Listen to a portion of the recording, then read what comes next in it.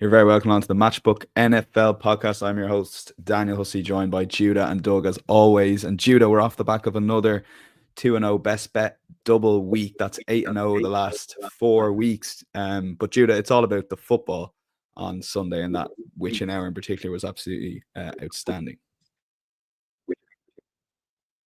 Yeah, I mean, I think that may have been the most entertained I've ever been watching a slate of football. It was truly unbelievable. Really no words. The end of that 1 o'clock slate was just unbelievable. Yeah, and Doug, for you, that hour in particular, but I just think by and large the NFL. Now, I know certain games weren't great. Maybe the late window wasn't great, but it is entertaining again. I've found it over the last couple of weeks anyway, ignoring betting.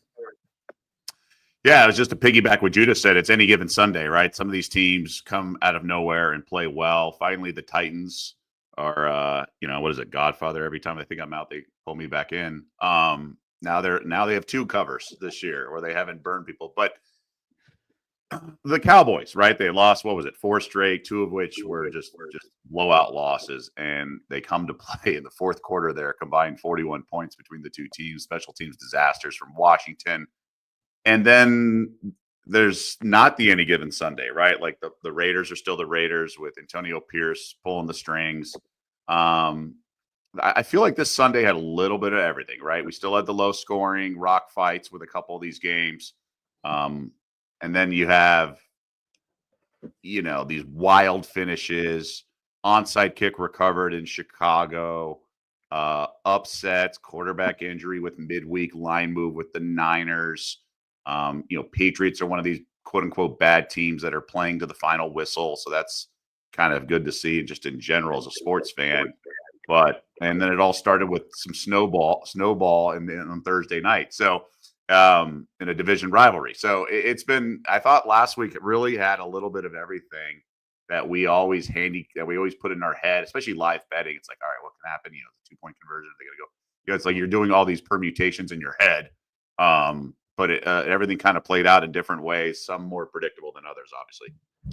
No, it was a fun week for sure, and it's hotting up. But the playoff picture is gathering pace. So yeah, well, we're tuning in for this show, and we ask, as always, if you can take 2 seconds, hit that like button, follow or subscribe, completely for free wherever you're watching our insights.matchbook.com. Full recap of all the guys' bets will be available, and a good one to look back on Doug, whose best bets now stand, if my maths are correct, Doug, given you started with us in week 3, 10-0. So, look, are you preparing for the playoffs? What's your approach? We'll deal with all that.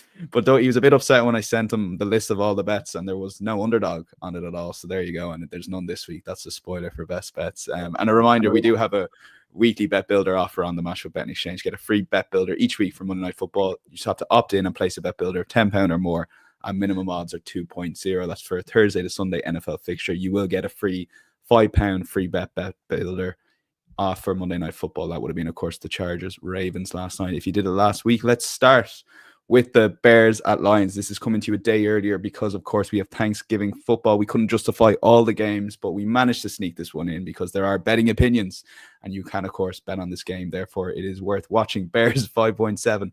The Lions are around 1.2 on the money line. The point spread gives Bears a 10.5 head start, 10 points head start now on the Matchbook Betting Exchange, and 48.5 is the total. So, Doug, you're going to make the case for Lions laying the points.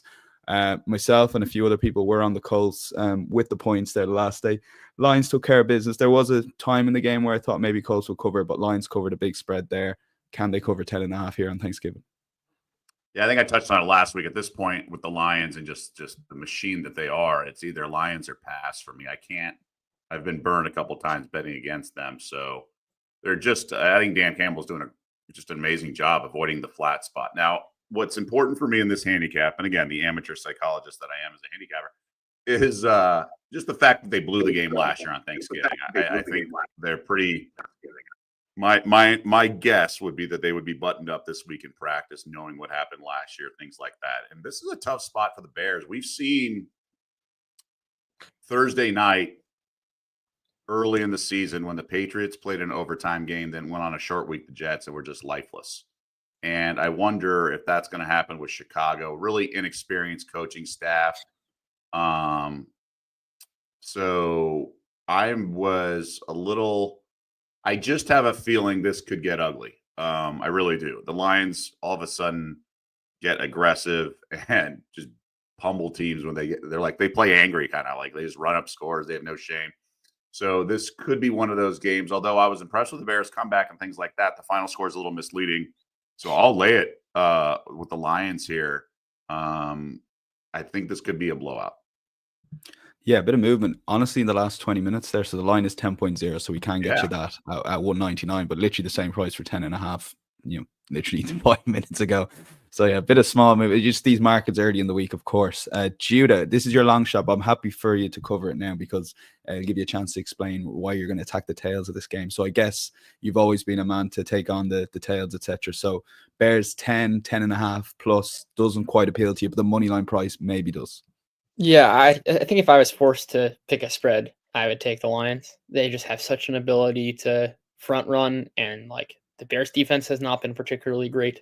And the Lions offense is obviously can beat anyone. But I think the case for the Bears money line here is that Caleb Williams has almost been through like quite the journey as an NFL quarterback, where he starts off, he struggles a ton. He plays a lot better. Then like post bye, it's a disaster, and he's played significantly better the last 2 weeks, even against a tough Minnesota Vikings defense last week.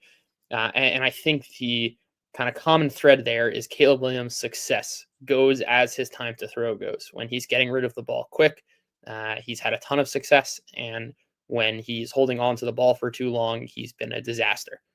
If you kind of look at the trends, it is like pretty clear. And the Thomas Brown, the new offensive coordinator for the Bears over the last 2 games, has made a clear concerted effort to really shorten Caleb Williams' time to throw. And it was at 2.5 seconds, which was the lowest of the season. I don't think it's a coincidence that Caleb Williams had his best game. He was not inviting pressure in the same way that he had kind of over the dry stretch. And in that way, I think this offense can look entirely different. And if we almost believe that to be the true sample, or at least if we're going to bet on that, not as a median, but as a tail outcome, there's a real path, I think, for the Bears to have a lot of offensive success. And you look at the Lions side, this is a team that's really decimated by injury right now. I mean, they've lost a ton of pieces on defense as it is. Carlton Davis now is iffy at best at corner. Taylor Decker, an offensive lineman, is iffy. Amon-Ra St. Brown missed practice. David Montgomery missed practice. They're missing a lot of pieces. The defense has been great. A lot of that is due to turnovers. That is going to happen when you're winning a lot of games by 14, 21 points, and other teams are going to get very, very aggressive and try and make some plays. And in a different game script, I think it can look a little bit different for the Bears. All that is to say, I think there is a path for Jared Goff has struggled traditionally against the Eberflus defenses. I'm not sure that matters. It's a different team this year. They're playing a different style. They're winning against anyone. And of course, the Lions can.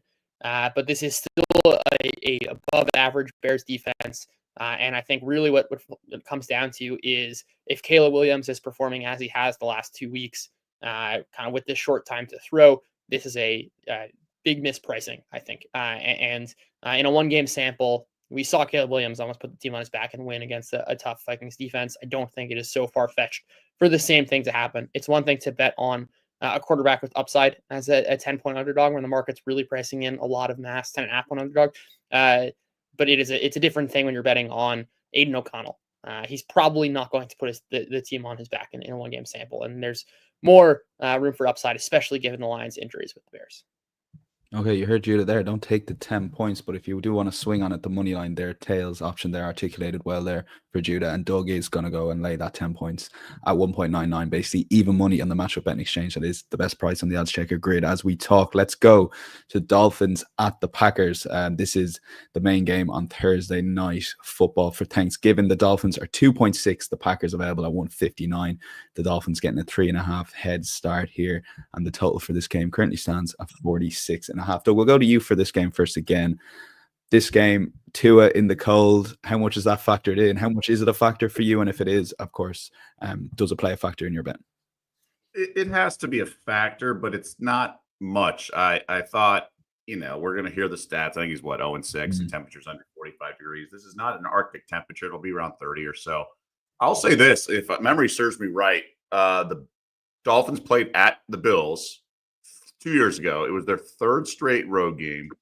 It was Arctic temperatures, and the line was like 8. There was such a tax, came down to 7, and I think Dolphins played really well. We're right there, and it landed 7, I want to say. But I'm not going to overreact. You know, the home field advantage has come down in terms of what it's worth mathematically because of the advanced travel conditions, the advanced communications with the headsets, just everything. So I would apply the same evolution concept to like playing in cold weather or things like that. Like I don't think I think what Miami's doing. I mean, I throw out the games with their backup quarterback, right, Skylar Thompson, and then I thought they've been playing well. It's a relatively short number. The Packers still look like something's off with me. I was waiting for them to break out. Obviously, I was hoping for them to have a nice game, and they did to a certain extent. Eventually got there, but they were not as dominant as they could have been. I think the defense for Miami's improving a little bit as well. Green Bay could be shorthanded at a wide receiver position if guys get clearance from the injuries, so to speak. So I just lean to Green Bay here. I think let's not overreact to the weather stuff. Okay, yeah, same sort of point to you, Judah. I guess there's a factor that obviously it is a factor, but a lot of it's probably already priced into the market. Therefore, it almost becomes irrelevant, if that makes sense. Yeah, I think it's there is that element, and also a lot of what that's capturing is that Tua Tagovailoa has struggled against the Bills in January. Like there are a lot of confounding factors of the weather, and think about when it gets cold towards later the season. It means you're going to be playing better teams and around playoff time. There are a lot of confounders here, and it's true until it isn't. And I want to kind of focus a lot more on the data we do have and the larger samples than kind of a 6-game sample, which has a lot of confounding factors.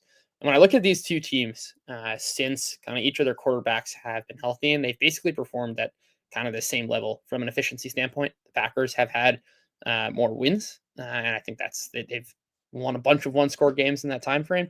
But if you kind of look at the data, I think it suggests these are two teams that have played roughly equal, and obviously the market is giving Green Bay a big advantage even after accounting for home field. And I also think that the matchup is kind of sneaky good for the Dolphins, especially on the passing side of the ball.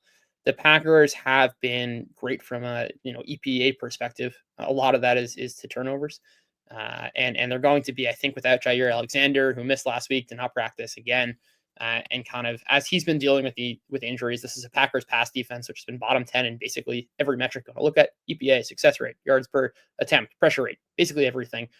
They've struggled, and they filter passes to the middle of the field. Teams attack them over the middle of the field nearly 50% of the time, the second most in the NFL. This is an area where, whether you want to say since Tua Tagovailoa came back, the Dolphins are third best, and every year of the Mike McDaniel era, they've been top 3, and have been by far, or I should say, just incredibly efficient offense, averaging somewhere between like 0.5 and 1 points expected points on these middle of the field attempts. Green Bay has really struggled to defend explosives. Again, this is an area where Miami can attack them. And on the other side of the ball, Green Bay has gotten a lot of very efficient run-heavy drives. These are drives where teams have run more than expectation. They lead the NFL in points per drive on these types of drives, and Miami's been one of the best at stopping those. Can Green Bay win? Of course. Does it also at least slightly mitigate that advantage? Also, yes. I just think these are kind of two evenly matched teams, and the Dolphins, I think, have a real pathway to success, especially given the matchup against the Packers defense and how they've performed recently and with some injuries. I'm going to play the Miami alt here. I think there's too much that can go right for Miami. We're getting a very juicy price, and I don't think these two teams are so far apart. Okay, to Judah playing the tails, laying Dolphins -2.5, despite them being 3.5 underdogs, and Doug with a less confident lean to the Packers at laying the points around 3. He wants to lay there, obviously being the key number. So 185 is the price for that. Let's move on to Cardinals at Vikings. Both teams with a lot to play for here. Vikings looking to top the divisions. Cardinals in the playoff picture here. They're 272 on the money line in Minnesota, who are 155. Cardinals are, though, getting a 3.5 head start on the point spread at even money. The 45.5 is the total. Let's throw this back at you, Judah. Where are you at with these two teams? Yeah, I think this is interesting spot where the Cardinals defense has been really good recently. I'm not sure what to make of that. Their secondary has a bunch of really young players, and they've been like improving as they've gotten better. I'm not sure if that's a function of small sample. Minnesota, I think, is a very aggressive defense. They're going to live and die by the turnovers. They're not great from a kind of yardage perspective. They're going to give up a lot of yards, but they're also going to generate a ton of sacks, a ton of turnovers, more than kind of most teams. What worries me about the Cardinals side here is that they've been extremely reliant on their run game in order to get the offense going. And kind of obvious passing spots, Kyler Murray has really, really struggled. And usually you kind of, I, as someone who definitely pays attention to data and numbers, will like to make fun of when coaches say teams are X good when they run for 100 yards, right? Like, yes, by definition, the rushing yards come second to the team that's winning. But if you kind of look at the Cardinals in situations where they're not really changing their behavior because of the score, you kind of see a similar effect. So even if you look at like the first half, they are as good as their run game effectively. And Minnesota's been the best run defense in the league for the past couple of months, or if it's not the best, it's top three. They're basically shutting down opponents' ability to run. And I think that Arizona is kind of reliant on that. On the other side, I'm not sure what to make of this Arizona defense. Sam Darnold has just incredibly drastic splits, depending on if the play is disrupted or not. He turns into the worst quarterback in the NFL when defenses create disruption. And Arizona's done a great job of that, especially with a secondary that has generated a ton of kind of perfect coverage. And if Minnesota can kind of get a lot of clean looks, I think they should have success. All in all, I don't really know what to make of these teams. It's a pass for me. I guess I don't hate the under as I've talked through this angle, but definitely two teams in interesting trending in interesting directions, and I'm definitely excited for this game. Okay, Judah almost talking himself into a lean for the under, which sets you up well, Doug, to give it a slam dunk for the listeners and viewers to maybe perhaps take that 45.5 and go under at 198. Yeah, I just think it's going to be kind of like the Cardinals game last week where I was leaning that way and eventually got there. It's just one of those games that I think the ceiling is, I don't know, 53 or something like that in reality, where the floor could be like 25. So it's almost like there's more ways to win than lose. I echo what it's I'm pleased to hear that the math sort of supports what I sort of felt with Arizona. They're a nice team, but Kyler Murray's not been great. Like in the last couple of years, it's usually garbage time when he thrives and blowout. Second half, he scrambles, runs around, had the big comeback against the Raiders here in Vegas, and does things like that with his legs when defenses are playing softer. But in a conventional situation like first half, it's just tough. And this Vikings team with Sam Darnold, he's come back to earth. And I think the Cardinals defense is a little bit better than people realize. And we saw that play out last week with Seattle. I think it's a lot of points given. I mean, Vikings, by the way, give them credit. They're somehow 9-2. Really impressed with their season so far, and pleasantly surprised with the Cardinals as well, just being above 500. It's a gut play more than anything, but just watching these teams plenty, I think under is the way to go. Yeah, of course, still only one win off the Lions, but let's go under 45.5, 198. Doug's put that in, and Judah Wood does have a small lean for that. Let's go Steelers at Bengals. I mean, fascinating game again. You look at these teams' records, and then the prices are as follows. Steelers are underdogs, 238 to the Bengals, 4-7, but 1.7 favorites. The Steelers get a 3-point head start at 188. 47 is the total. Doug, can you start for someone who just says, I'll bet on the NFL this week, I'll look at the records. Oh, why are Bengals laying, 3 points here? What's going on? So explain that to the listeners and viewers, and we'll go from there. Desperation is the real reason. And Cincinnati just power rated pretty high, right? So their record is poor, but they've played well against a lot of these games. And it's been, I don't want to say fluky, but they had the 1-point loss to the Chiefs, had 2 barn burners with the Ravens where they really had one of those games won. And they've had respectable losses except for the beginning of the season to the Patriots, right? So all these losses are against playoff teams for the most part, and we'll see what happens with Washington. But the Steelers, I feel we're going to get a really solid effort out of them. They had the short week. division rival, all that, sold out stadium, blah, blah, blah. I just feel like Cincinnati needs to, at some point, Steph's going to regress their way. They've been playing some tough teams, things like that. Steelers have the big playability, and Cincinnati will give those up for sure. It's a leaky defense in that regard, but I just feel the Bengals are still a good football team, and I would have to side with them under 3. Yeah, Judah, same thing to you. I guess Bengals coming off a bye, as Doug alluded to there, is obviously a small factor in this handicapping too. Yeah, I think that like Cincinnati probably is the better team by a pretty wide margin, actually. I think that Pittsburgh, and we talked about this a couple of weeks ago, Russell Wilson has like really been living and dying by the deep ball. He's practically added nothing on non-deep passes. And yes, he's a great deep passer, but the degree to which he was having success was not sustainable. He was having the best, I mean, through a very small sample of a couple of weeks, was having the best kind of EPA season deep of any quarterback over the last 7 years, at least as far back as my data goes. And he might be having a good season, and I believe that is semi-sticky. But to the degree to which that was true, I think is kind of not going to sustain itself.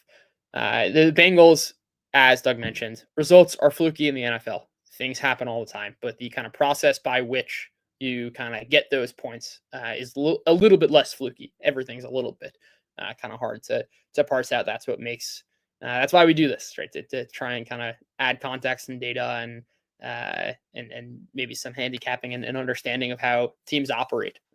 Because if it were so simple, none of us would have to do this. But the Cincinnati has been a great team from most of the kind of the data that I look at. And in this matchup in particular, Pittsburgh, Joey Porter's having an incredible season at cornerback, but kind of their cornerbacks 2, 3, and 4 have really struggled. They're all well below average in their ability to prevent separation, and they play a ton of man coverage, which is going to mean a lot of these kind of one-on-one matchups. You can get away with that against some lesser teams. I think it's a little bit less likely when you're going up against the Bengals receiving core with Jamar Chase and T. Higgins. I don't think really anyone can. You maybe slow him down. And Joey Porter might be able to slow down whomever he's on, but that's still going to leave one guy with a huge advantage. And this is a Bengals team that I think will be able to take advantage of that.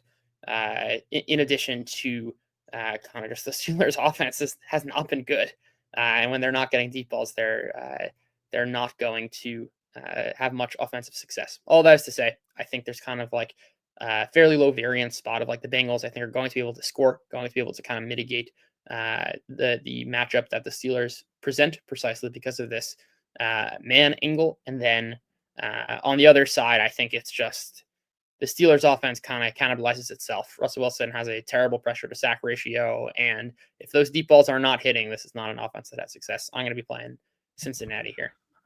Let's go down with the ship, lads, and the Cincinnati ship, playoff ship, that is, if they lose this surely. Although we say that every week. Bengals laying 2.5 for Judah, 188, and the lean for there on the same side for Doug. Eagles at the Ravens, another great game here. Let's take a look at the betting we currently have on matchbook.com. We got Eagles at 218. They're being around the 225 mark. Ravens around 167. Just early markets here at the moment. Point spread sees Eagles get a 2.5 head start. That'll be around even money. Ravens laying it at 183, and the total for this game is 51. Judah, we'll throw it back to you. Eagles, Ravens here. Both teams looking very impressive. Ravens almost got it back together against the Chargers. I thought they looked quite good on first glance watching the highlights this morning. And the Eagles just keep winning. It's almost like this second half of the season so far, they've been probably the best team in the NFL, or right up there. Yeah, I think that's right. It's kind of an interesting reverse of last season where they were probably outperforming their 10-1 record, but were dominant in the first half and then completely melted down in the second half. And just on that, just on the Eagles, when did you see that this season, that this was a possibility for them to start being genuine Super Bowl contenders? Because it took me a long time. Yeah, I think a couple of weeks ago, it was like, if you look at kind of teams that have had both offensive and defensive success this year, the Eagles really stand out as the team that has been like a dominant defense and also a really good offense. And that's kind of, I think, the main difference between this year and last year. Last year, they were probably a bottom 5 defense, and this year they're top 1. And like they are allowing, it's not just turnover. This is a team allowing like 4 yards per play over the last couple of months, and the next closest team is like 4.4 yards per play. They're just miles better. They're outgaining their opponents by 200 yards on average the last 6-7 weeks. They are, I think, certainly a dominant team. And when you get in a particular game script, the Eagles are the absolute best because of how well they can run the ball. If you are up in the, if the Eagles are up in the game, they are just one of the most difficult teams to pass on in obvious passing spots, and they are just so methodical on their drives, especially when they can run the ball. But that also comes with some fragility, which is if they don't find themselves in this game script, they are the type of team that I think is more vulnerable than your typical dominant team, because Jalen Hurts has such a problem with pressure, and you get into these obvious passing spots, and the offensive line doesn't hold up as well. And Jalen Hurts also invites a ton of pressure. He's had so much more success kind of in these spots where he has an advantage, throwing on early downs, throwing when the defense does not expect it. The splits there are fairly drastic. When I look at this game, I lean the Eagles money line. I don't know if Roquan Smith's going to play. It seemed like he was kind of questionable, or I should say, like he tried to give it a go on Monday. So you got to think he's probably in. That matters a lot. I think the Ravens run defense, I think, is going to kind of live and die by his health, and they've been one of the best units when healthy. I'm not sure it matters against the Eagles. They could just run on you anyway. And it's a real test this week, I think, for how good this Eagles defense has been. They definitely have played an easy set of opponents. They've also held some very good opponents to well below average games. This is a test. I don't have enough confidence to bet this fully. I think I lean towards Philly just because of how much better they've been. And the Ravens do not present a kind of the typical defense that gives Hurts trouble, which is a team that can generate a lot of pressure. Very interesting spot. Definitely want to see kind of how the Eagles defense responds to an elite offense in Baltimore, and kind of on the other side, like can Baltimore just continue to plow through any team, and was that Steelers game just a real aberration? Lean Eagles here. I think 2.5 is probably too much, but not a full bet here. Okay, same thing to you, Doug, on what Jude is saying there. Can the Philadelphia defense hold up in Baltimore? That's the question. It really is. This Ravens offense is obviously explosive. They have their sort of downturns. I love backing them off a loss like Monday Night Football. And Ravens historically with this core have been sort of, it's usually when they're laying more points at home, but they've been sort of frustrating as favorites. I'm surprised this number's not 3. Now, I know Philly's won 7 straight, toast of the town with Saquon and everything, but I thought this line was 3. I'm hoping it moves that direction. I've thought about a teaser leg, things like that, but Philly, the most impressive game was winning at Cincinnati so convincingly. This other run and these 7 straight wins or whatever it is, it's been pretty weak competition. But they've taken their business and for the most part dominated a lot of those games. Not all of them, but a lot. I think Philly is different than last year because of A, Barkley, B, Hurts is healthier than he was the second half. But I do wonder if some of it is misleading. They're undefeated this year with A.J. Brown in the lineup, so it's obviously key to have him healthy and gives him that weapon. They did not have Devontae Smith for the Sunday night game, but it did not matter. But that weapon also is a weapon. Ravens, I think Harbaugh should get a lot of credit for the gambles that he took on 4th down, things like that. He really sort of set the tone, did not want to turn it over to his defense, and it worked. And they were high. You know, they were very low risk gambles, but still, it's refreshing to see coaches think smartly like that.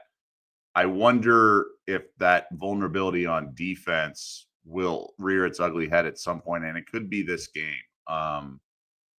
I also think Lamar's got some accuracy issues at times. He threw the deep ball great, have the touchdown, I think to Bateman it was. That was also PI.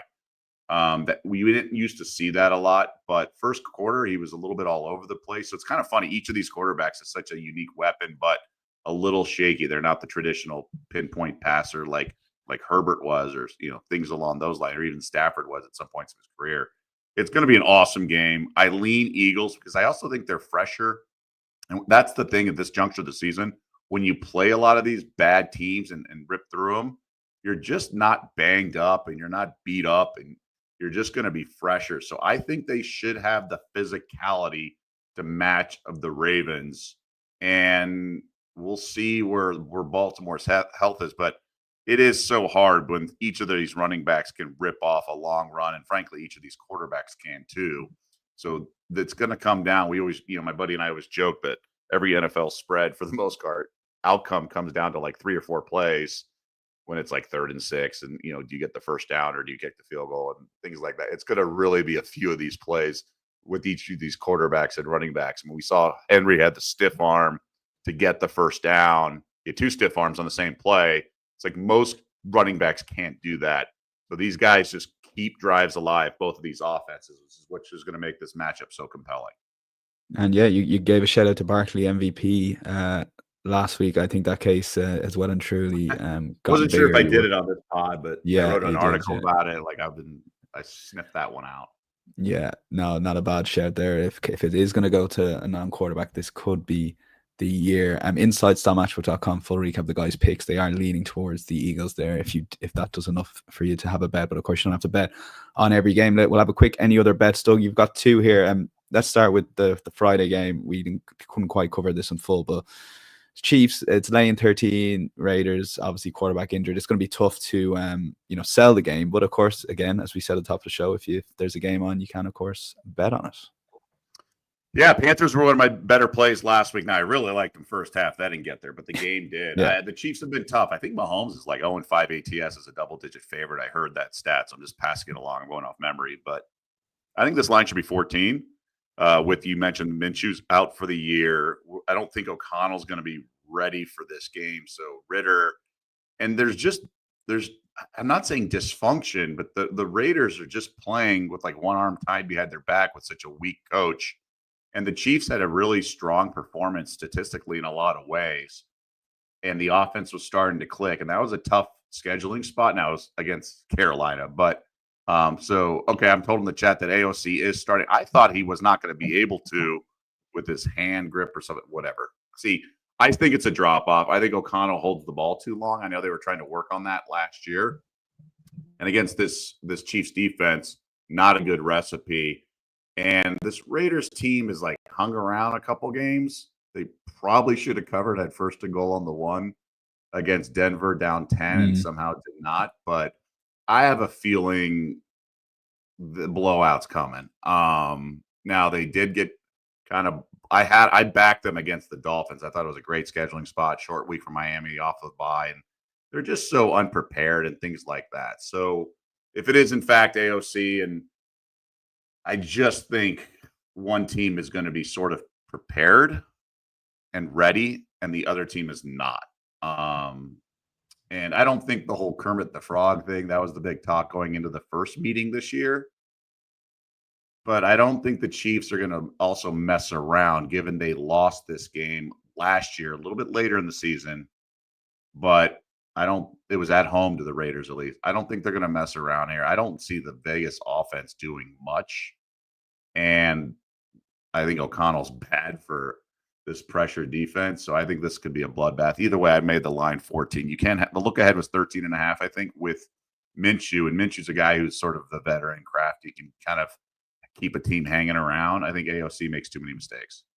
Okay, we're laying the 13 with the Chiefs. The second one is Titans at the Commanders. What have you made of the Commanders the last few weeks? The sort of sales gone out of that? Yeah, I was on them last week. I thought it was a good spot. They were to get back on track after back-to-back losses. Daniels maybe still banged up with the chest, but he's running the ball more, so maybe not. I also think there were 2 key injuries at the end of the game for the Commanders with Eckler and then Robinson, and they're going to want to run the ball in this game. And I wonder, not many teams can run against the Titans. So I think it's a bad matchup. And we've also seen Kingsbury fade pretty hard.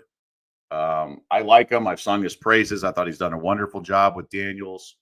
But there is a track record here of some teams, and the Titans, I think the play of the year, the most memorable play of the year is Saquon Barkley's backwards reverse hurdle.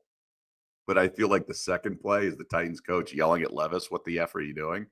And I think that's come down a little bit. So as long as Will Levis is not being a complete idiot with the football, he's letting the defense kind of keep them within striking distance. And so I'm getting sucked back into the Titans now with the kind of outright win, the outright win in Houston, and getting a few too many points in my regard. I think this Washington team might become an unraveling, and I think they're banged up there at the running back position. Okay, Titans plus 5.5, Chiefs minus 13. Long shots time. It's Bears money line. Probably as big a price as we've had in the long shot section this season anyway, Judah. 5.7. When you have a quarterback like Caleb Williams and that ceiling is high and he can just back-to-back touchdowns, little things like that, especially on Thanksgiving, that's a decent case to maybe take a swinger at that price. Yeah, I mean, like, NFL games are random. They have random results. There's not so much certainty, and I kind of, the frame of mind I would have is if we kind of believe that Caleb Williams' last couple of weeks is more sustainable, right? And it's not just random. They've got a new offensive coordinator. He's clearly changed his style of play. Like, what is this line? If we kind of like had someone descend down and tell us the truth is that Caleb Williams is as good as the last 2 weeks, it would not be kind of 10.5 right now. Going to just play that angle, given where the market's pricing right now. Okay, and then on the other hand, Doug, that's one end of the coin. On the other end of the coin, if the Bears can't get anything going offense, suddenly you can just keep laying up the points on Lions, and if they are capable of these blowout wins, minus 16.5 is currently available at 2.85, so just under 2-1. Yeah, I like what Judah said earlier. He's like, I'll either lay the points if I have to play the point spread, and if I'm taking them, I think the money. I agree. I do think the Bears, obviously Caleb Williams, the game is slowing down, better coaching, all that good stuff. It's actually exciting, and I'm kind of a USC fan anyway, so I'm rooting for him. The Lions just somehow just destroy teams. They don't mess around. I think we see sort of regression, and people have tried to bet into the Lions, and the only time they did not cover during this recent run is when Goff had 5 picks. So I just feel this team is not going to let last year happen when they lost on Thanksgiving. And the Bears, with their, I think, a weak coaching staff, although I like the OC change, is going to be a tough ask. And I do think they sort of unraveled a little bit after the Hail Mary loss. And now they've had back-to-back painful losses, right? The Packers, particularly, with the blocked field goal and then the late rally and then demoralized. So you just wonder if there's a young team and poorly coached. We'll see. So an alt line with the Lions, but I was trying to find a different play than this. Like, I don't really love this one. I did like the Panthers plus, what was that? It was 6, 3.5, whatever it was last week.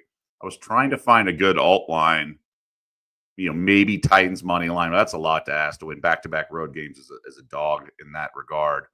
I was thinking maybe Giants. If Locke gets the call, I can see this team responding a little bit, but I didn't really love any of these alt lines because I didn't love any of these huge dogs. I actually was on the favorites, as we've discussed. So some of these may be on the money line. I could see the Bucks maybe getting, blowing out the Panthers, but then I could also see Carolina winning. Bills maybe getting, but this was sort of by default, just back it ended into this one.